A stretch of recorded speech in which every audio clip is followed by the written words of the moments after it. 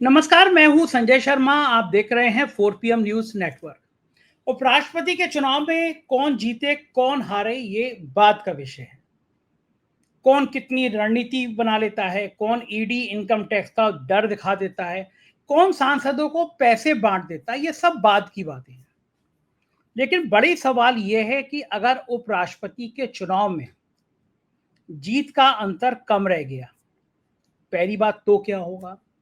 दूसरी बात, अगर एनडीए का प्रत्याशी हार गया तो क्या होगा। और सबसे महत्वपूर्ण बात, क्या इन चुनावों में तानाशाह का डर खत्म हो गया। भारतीय जनता पार्टी के सांसदों को समझ आ गया कि डर के आगे जीत है। अब गुजरात लॉबी को विदाई की दी जाए।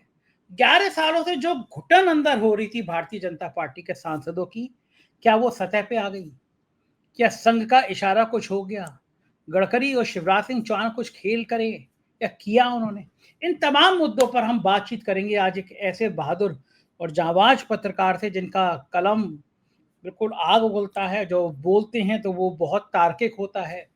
दैनिक भास्कर के राजनीतिक संपादक हैं। बहुत पॉलिटिकल सोच बहुत अच्छी है। आप समझ गए होंगे कि मैं बात कर रहा हूँ केपी मलिक साहब की। चलते हैं और पूछते हैं केपी मलिक साहब से कि हुआ तो हुआ क्या। मलिक साहब, बंद जी मुट्ठी धन्यवाद संजय जी, नमस्कार। बंद मुट्ठी लाख की। शुक्रिया केपी मलिक साहब। बंद मुट्ठी लाख की, खुल गई तो खाक की। तो ये जो मुट्ठी खुली है अभी, ये जो सच सामने आया है अभी, जो मोदी जी का जलवा था, जो मोदी जी का इकबाल था, क्या उस पर डेंट पड़ गया। मैं ऐसे बिल्कुल नहीं जा रहा कि कौन जीतेगा कौन हारेगा, लेकिन चर्चा जो गडकरी साहब को लेकर हो रही है, पहले मैं उससे बाद में आऊंगा गडकरी साहब पे। पहले बताइए मुझे कि क्या कभी सोचा था कि धनगढ़ का इस्तीफा लेते समय कि अपना प्रत्याशी जिताने के लिए नानी याद आ जाएगी। क्या मोदी जी और शाह साहब की साख पे डेंट पड़ा या नहीं पड़ा, इस सवाल पे मैं शुरुआत करना चाहता देखिए संजय जी, आज सीधा सीधा अगर कहें, मोदी जी की प्रतिष्ठा दांव पर लगी हुई है। और खाली वो देश में नहीं, देश विदेश, पार्टी, संघ और जितने आपके एलाइज हैं एनडीए के और जितने विपक्षी दल हैं, सबके यहाँ अगर जरा सी भी वो प्रतिष्ठा घटी तो वो लिखा रहता है ना, कई बसों में पहले लिखा रहता है कि दुर्घटना घटी है, सावधानी हटी तो दुर्घटना घटी। तो ये दुर्घटना घट जाएगी। देखिए, हार जीत तो दूसरी बात है। जैसा कि आपने भी कहा, कौन जीते कौन नहीं जीते, तो जीतना हारना विपक्ष को तो कोई फर्क पड़ता नहीं है इस जीत हार से। ना विपक्ष के पास कुछ खोने को है, चाहे वो राहुल गांधी हो और चाहे वो तमाम उनके सहयोगी दल हो। खोना और पाना मोदी जी को है, और उनके जो चाणक्य हैं, तथाकथित चाणक्य हो गए आजकल, वो उनको है। क्योंकि अब आवाजें अंदर से उठने लगी।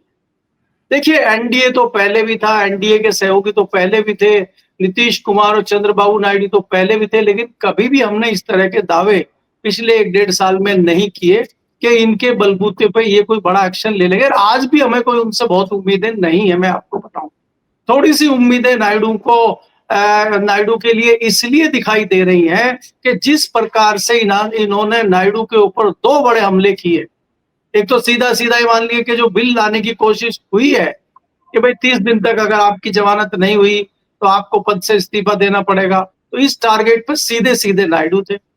दूसरा ये हुआ कि आपने नायडू को बिना कॉन्फिडेंस में लिए जगन मोहन रेड्डी को फोन कर दिया। तो जगन मोहन रेड्डी तो चंद्रबाबू नायडू के दुश्मन है, उन्होंने तो उनको जेल भेजा था। तो अगर आप हमारे कट्टर दुश्मन से दोस्ती यारी कर रहे हैं, तो जाहिर सी बात है कि भाई उनको गुस्सा चढ़ा हुआ है।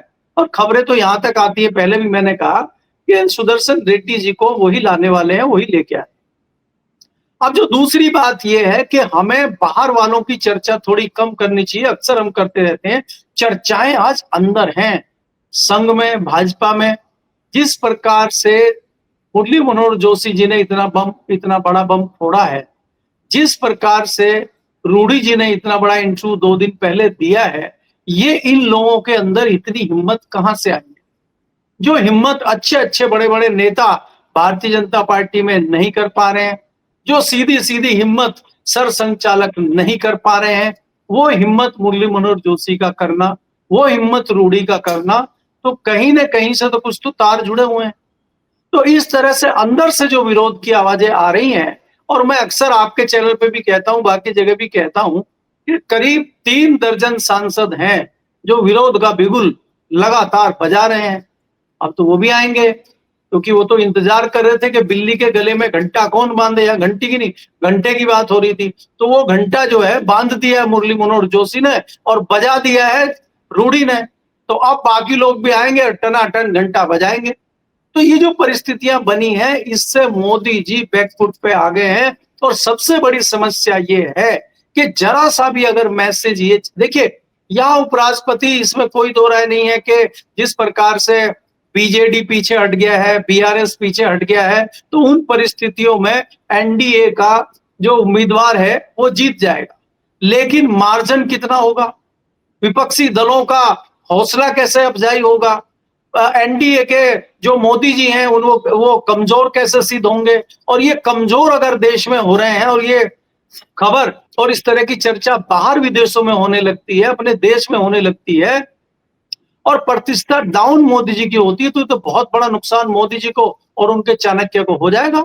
और ये आवाजें तो रुकेंगी नहीं, रूडी जैसी आवाजें और मुरली मनोहर जैसी आवाजें, ये तो और बढ़ चढ़ के आएंगी। अभी तो बहुत सारे ऐसे मौके हैं।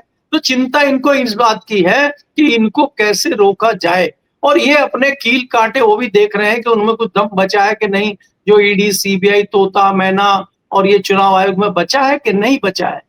क्योंकि आपको ये देखना होगा कि फाइलें अभी भी इनके पास हैं।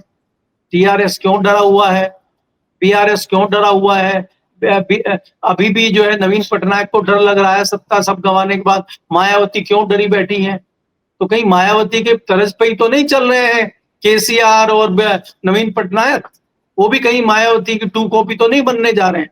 तो देश में जब इस तरह के नेता हो जाएंगे जो आज भी डर रहे हैं क्योंकि उनको अपनी चोरी का डर है। देखिए, इसमें बात यह है कि खुल के वो इसलिए नहीं आ सकते, कहीं ना कहीं उनको चोरी का डर है कि हमारी चोरी खुल जाएगी, तो वो जनता के सामने नहीं आ पा रहे हैं, और उसी में ब्लैकमेल होके वो इनके साथ जा रहे हैं। वो उनकी मजबूरी हो चाहे कुछ हो, लेकिन जनता को धोखा देने का काम वो कर रहे हैं, मैं ऐसा मानता हूं। बिल्कुल ठीक कह रहे हैं कि जनता को धोखा देने का काम कर रहे हैं, और सबकी निगाह गडकरी साहब पे है।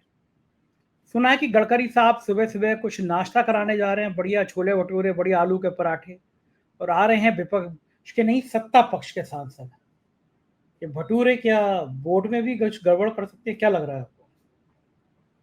हाँ देखिए संजय जी, इसमें कोई दो राय नहीं है कि मोर्चा खुल गया है, और मोर्चा खोल के संघ और भाजपा में इस तरह का एक वर्ग खड़ा हो गया है जो गुजरात लॉबी के खिलाफ खुल के आ गया है। और गडकरी जी तो साफ दिखाई दे रहे हैं, आप जिस प्रकार से गडकरी के ऊपर इन्होंने हमला किया है, गडकरी मोर्चे पे आ गए हैं। और खबर यह है, जो मेरे सूत्र बता रहे हैं, कि कल गडकरी जी के घर पे नाश्ता करने के लिए महाराष्ट्र के और गोवा के सांसद आ रहे हैं, और वो किसी नई रणनीति को बनाएंगे। वो क्या रणनीति बनाएंगे, वो पार्टी के खिलाफ वोट डालेंगे, वो कुछ नया करेंगे, वो तो कल ही पता लगेगा कि क्या हो रहा है। लेकिन खबरें इस प्रकार की हैं कि गुटबाजी भारतीय जनता पार्टी में सतह पर आ गई है, और यही घबराहट चाणक्य की और साहेब की है। यही उनके माथे पर तोरियां लेके आया है, जो हरकतें आज समाजवाद उसमें भारतीय जनता पार्टी और संघ में चल रही, क्योंकि संघ भी पूरी लॉबिंग बैकफुट से कर रहा है। अब आप खतरा यह है कि उत्तर प्रदेश के सांसद कहां जाएंगे, योगी जी की लॉबी क्या करेगी, गडकरी की लॉबी क्या करेगी, शिवराज की लॉबी क्या करेगी। सब प्लेट में लेके आएंगे क्या, थाली में सजा के वोट लेके आएंगे, या चुपचाप कहीं दूसरी तरह के डाल देंगे इनको कमजोर करने के लिए। ये देखने वाली बात है, क्योंकि नींद आज दोनों को नहीं आएगी, और आज ये कयामत की रात है। जी बिल्कुल ठीक बात है कि कयामत की रात है। और दूसरी बात मैं जानना चाहूंगा, जेपी नड्डा और मोदी जी की डिनर पार्टी कैंसिल हुई। कहा गया था पंजाब हिमाचल की बाढ़ की वजह से कैंसिल हो गई। बाढ़ तो आए हुए बहुत दिन हो गए, जिस समय पार्टी रखी गई थी, जिस समय राजस्थान के सांसद बुलाए गए थे, बाढ़ तो उस समय भी थी, तो उस समय तो याद नहीं आया। अब बाढ़ का दौरा लेके कैंसिल की गई। ये जो बेचैनी पैदा हो गई कि अगर डिनर पार्टी रखी और उसमें 1-2 दर्जन सांसद नहीं आए, गायब हो गए, तो मतलब डिब्बा गोल हो जाएगा। ये संकेत हो जाएगा कि गई हुकूमत, हो गया विदाई, हो गया रिटायरमेंट प्लान। क्या कारण था कि डिनर पार्टी कैंसिल की गई? देखिए संजय जी, जो परसों नड्डा जी के घर पे पार्टी रखी गई थी, उसमें हुआ ये था कि मैं 2 चक्कर नड्डा जी के घर के बाहर लगाए थे। वहाँ खूब तैयारियां हो रही थी, टेंट वेंट लगे हुए थे और बारिश की संभावनाओं को देखते हुए ऊपर तिरपाल भी लगाई गई थी और 2-3 ट्रक वहां आ गए थे जिसमें खाने का सामान और दूसरी व्यवस्था, चेयर, कुर्सी, शामियाने सब आ रहे थे और लगातार तैयारियां लगभग पूरी हो गई थी और एकाएक ये जो है खबर आई कि शाम का जो डिनर था वो कैंसिल कर दिया गया। तो जब इस तरह की खबर आई तो हम लोगों की बेचैनी बढ़ती, हमने जानने की कोशिश की। तो हमारे सूत्रों ने बताया कि कई ऐसे सांसद हैं जिनसे संपर्क ही नहीं हो पा रहा है। कई ऐसे सांसद हैं, वो कह रहे हैं हमारी माताजी की तबीयत खराब है। कोई कह रहे हैं कि मेरे बच्चे का मुंडन है। तो वो कई सारे ऐसे बहाने थे कि जिसमें करीब 2 से ढाई दर्जन सांसद आने में असमर्थ या असमर्थता जता रहे थे। तो ऐसे में सवाल ये खड़ा हो गया कि भारतीय जनता पार्टी के 2-2.5 दर्जन अगर सांसद नहीं आए तो मीडिया में इस तरह की खबरें फैल जाएंगी और वो बड़ा नुकसान कर सकती हैं, परसेप्शन बना सकती हैं सत्ता के खिलाफ या एनडीए के खिलाफ। तो लिहाजा इस लंच को, डिनर को कैंसिल किया जाए। अब डिनर को कैंसिल करने के लिए कोई बहाना तो चाहिए और गरीब की जो औरत होती है वो सबकी भाभी है। तो आज तो चलिए, गरीब है, सबसे ज्यादा गरीब जो है वो पंजाब है और हाँ चलिए, पंजाब के ऊपर ठीकरा फोड़ दिया गया। पंजाब में सारे सांसद भारतीय जनता पार्टी के फावड़ा और वो कृपाल लेके वहां पहुंचे हुए हैं, सब बाढ़ की खुदाई कर रहे हैं और वो लगे हुए फोटो, तमाम वीडियो तो आप देख ही रहे हैं किस प्रकार से भारतीय जनता पार्टी के मंत्रियों की और सांसदों की पंजाब से आ रही है, वो तो आप देख ही रहे हैं। बाढ़ तो मेरे ख्याल से आपके पड़ोस में बनारस में भी आई हुई है, बाढ़ तो मथुरा में भी आई है। तो ये सांसद कहाँ है भाजपा के? यहाँ तो दिखाई नहीं दे रहे। तो सांसदों का जो है ठीकरा फोड़ना पंजाब के ऊपर, पंजाब के साथ जिस तरह का व्यवहार तत्कालीन सरकार कर रही है, ये बहुत दुर्भाग्यपूर्ण है और पंजाब के लोगों में इसको लेकर बहुत गुस्सा है और उनके ऊपर आप जो है राजनीतिक रोटियां सेक रहे हैं, ये और भी दुर्भाग्यपूर्ण हो जाता है। तो इसलिए ये बहाना, और वो तो आप पुरानी बात करें नड्डा जी का, प्रधानमंत्री जी ने क्यों कर दिया? जो आज शाम को जश्न होना था, डिनर होना था और तमाम चीजें होनी थी, वो एकाएक क्यों हो गया? तो परिस्थितियां बहुत गंभीर हैं, इतना आसान नहीं है, लेकिन फिर भी हम मान के चलते हैं कि जो नजरिया बीजेडी और ये चंद्रबाबू केसीआर की पार्टी ने निर्णय लिया है, इससे कहीं ना कहीं ये ब्लैकमेल हो रहे हैं। इनकी फाइल ईडी वीडी को दिखा दी गई है और वो कविता को दोबारा जेल ना भेज दिया जाए, कहीं इस हालत में पटनायक जी को जेल ना जाना पड़े। इन सब चीजों से बचने के लिए वो मायावती जी की भूमिका में आ गए हैं और इससे एनडीए मजबूत दिखाई दे रहा है बाहर। तो अब अंदर कितना मजबूत है ये तो कल ही पता लग पाएगा शाम को संजय जी। बिल्कुल ठीक बात कह रहे हैं केपी मलिक साहब की, कल पता चल पाएगा। लेकिन एक बड़ा सवाल और उठा, पूरे देश में साजिश की गई थी कि एसआईआर के जरिए वोट काट दिए जाए। 2022 के चुनाव में मैंने तो खुद देखा था, जो लहर थी वो एकदम वोट में कन्वर्ट नहीं हो पाई। मैं भी बड़ा हैरान था। बाद में अखिलेश यादव ने आरोप लगाया कि यादव और मुसलमानों के वोट छांट छांट के काट दिए गए। तो एसआईआर के जरिए फिर से पुरानी कोशिशें की गई कि फिर से एक बार एसआईआर के जरिए वोट काटे जाएं, आधार कार्ड को माना नहीं जाए। लेकिन सुप्रीम कोर्ट ने एक ऐतिहासिक फैसले में लोकतंत्र को बचाते हुए कह दिया कि नहीं, 12वें चीज के 12वें पत्र के रूप में, 12वें विश्वास पत्र के रूप में आधार को मान लिया जाएगा, यानी प्रमाण पत्र 12वां आधार होगा। तो पूरे देश में कम से कम देशवासियों के लिए, विपक्ष के लिए एक राहत भरी खबर आई कि आधार को भी माना जाएगा। ये जो कितना बड़ा झटका है ज्ञानेश कुमार के लिए, पहले तो मैं ये पूछूंगा और फिर ज्ञानेश कुमार के चरित्र पर मैं कुछ और बातें करूंगा आपसे। कितना बड़ा झटका मानते हैं ज्ञानेश कुमार और बीजेपी दोनों के लिए? देखिए संजय जी, अगर आप ये देखते हैं, मैंने आपको पहले भी आपके चैनल पे कहा है कि आजकल कुछ ब्यूरोक्रेट या कुछ जो संस्थाएं हैं, जजेज हैं, वो बहुत ज्यादा दबाव में आ नहीं रहे हैं और कई सारे ब्यूरोक्रेट्स ने भी इनकी बात सुननी बंद कर दी है। जैसा कि मैंने कहा, मोदी जी की प्रतिष्ठा दांव पे है, साहेब की, चाणक्य की प्रतिष्ठा दांव पे है। तो कम से कम ये भी मौसम विज्ञानी होते हैं, जो नौकरशाह होते हैं, इनको कहीं ना कहीं ये लगता है कमजोर स्थिति में आ चुके हैं, इसलिए इनको थोड़ा संज्ञान लेना इनकी बातों पे कम कर दिया है। और सुप्रीम कोर्ट भी उतना दबाव में, जैसे समय समय पर आरोप लगते हैं कि कोर्ट भी कई जगह दबाव पे आ जाता है। एक तो कोर्ट का ये फैसला खैर सराहनीय है। दूसरा, अगर आप बात करते हैं चुनाव आयोग जिस प्रकार से चीजें कर रहा है आज की डेट में, उस पर तमाम सवाल खड़े हो रहे हैं। तो ज्ञानेश कुमार जी कोई बहुत अच्छा कर लेंगे या कुछ कर लेंगे, वो भी एक आगे बढ़कर डर के जितनी चीजें कर सकते हैं। आपने देखा कितनी किरकिरी उनकी हुई थी पीछे प्रेस कॉन्फ्रेंस के बाद। खैर, मैं यहाँ बात दूसरी संजय जी कर रहा हूँ कि जो इंडिविजुअल संस्था थी, उसमें तमाम संस्थाओं के ऊपर इस तरह की चर्चा होती थी, बात आती थी कि भाई ये संस्थाएं सरकार से प्रभावित हो जाती है, चाहे वो ईडी हो, सीबीआई हो, इनकम टैक्स हो। और तीनों को तो ये माना जाता था, खासकर सीबीआई को तो कई बार इन्हीं जजों ने कहा था कि सीबीआई जो है सरकार का तोता है। लेकिन इस बार तो हमने तोता मैना के ऊपर एक बड़ा जो है गिद्ध भी बैठा देखा चुनाव आयोग के रूप में, एक और नया शामिल हो गया है। तो ये इस पे हम लगातार मांग करते हैं कि पुलिस का भी ऐसा ही एक आयोग बनना चाहिए। लेकिन आज हमें ये लग रहा है कि अगर आयोग बन भी गया तो क्या उखाड़ देंगे? ये तो सरकार के पुलिस सरकार की कठपुतली है। अब तो चुनाव आयोग भी कठपुतली बन गया, तो कोई बहुत ज्यादा फर्क तो है ही नहीं। तो फिर रहने दीजिए, क्यों पैसा खर्च करना है एक नया आयोग बना के, क्यों किसी को बिठाना?